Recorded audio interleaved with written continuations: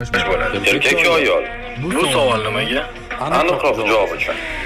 1938-yilda tug'ilgan erkak hozirgi kunda necha yosh bo'ladi?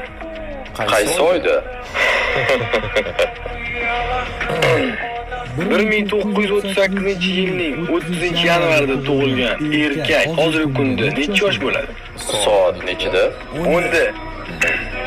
Kechki 10da. Qayerda? Qayerda bo'lsa ham. O'zbekistonlik erkak 86 yosh, 2 oy, 18 kun. Hozirgi vaqt bilan 14 soat 2 daqiqa. Agar bugun chorshanba bo'lsa, demak yakshanba kun tug'ilgan. Ha. Ortiqcha savolga o'rin yo'q. Ishga olindingiz.